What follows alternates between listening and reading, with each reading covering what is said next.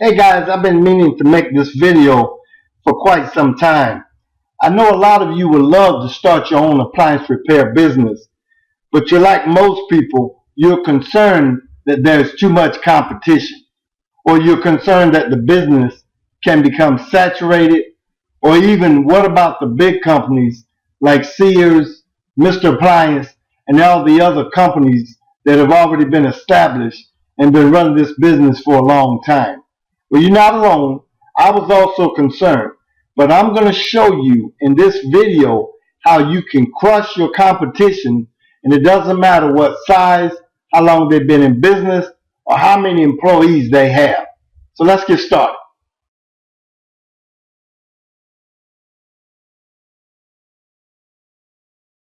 Like I said earlier, most of the emails or phone calls I get is a letter very similar to this one I'm about to read to you here. It starts like this. Hello, Chris. I've been looking at your videos, or I have been wanting to start a business for a long time. The appliance repair business sounds like exactly what I need. I am just feeling stuck in a dead-end job and really don't enjoy it.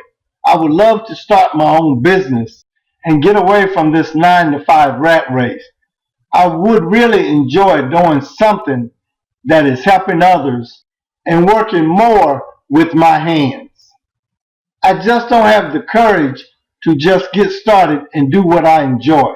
Your videos are encouraging.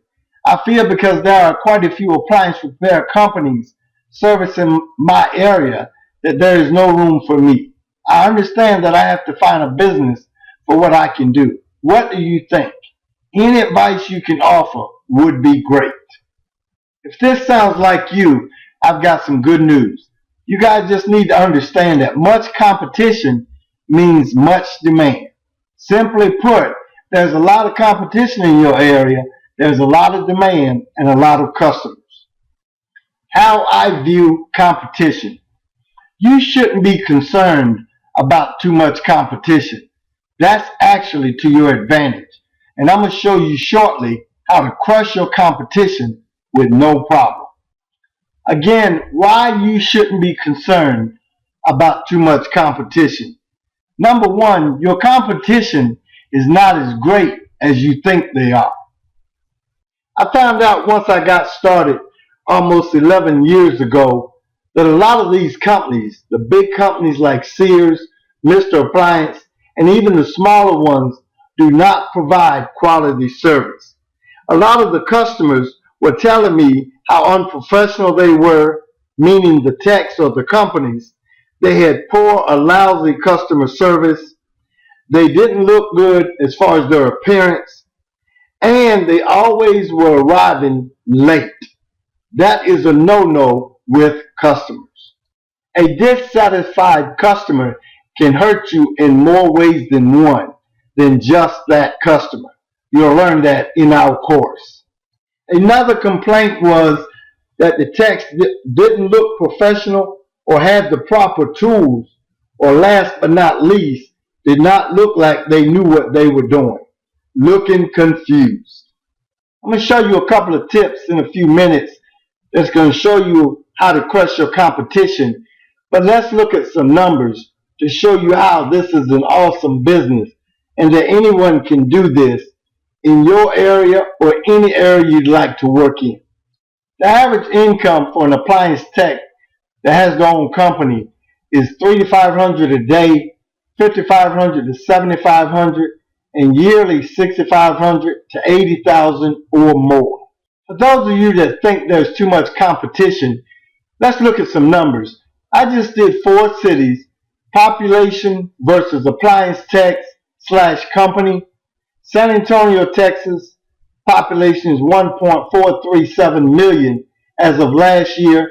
Philadelphia, 1.56 million.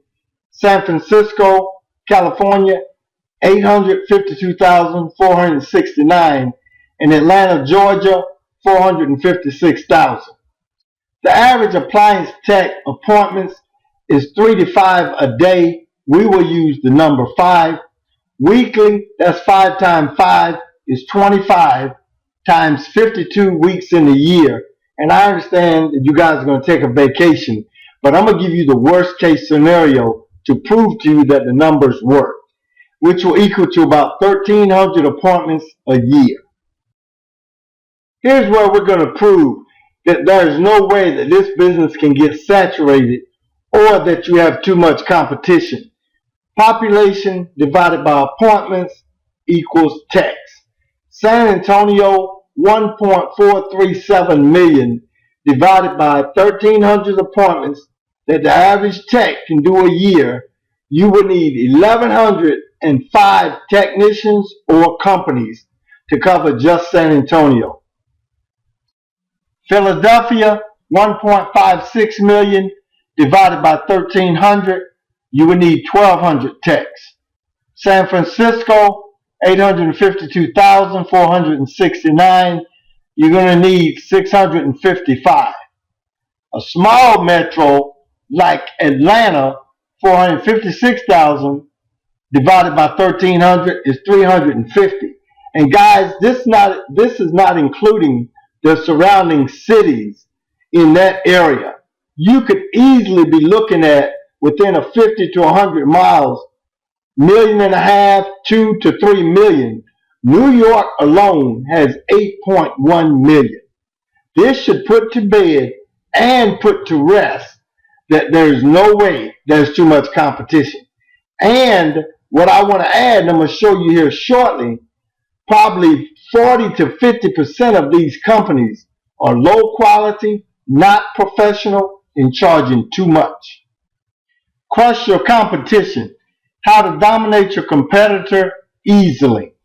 Here are 4 tips you guys, most of you will take for granted, but it's extremely important in growing your business and especially when you start a new business.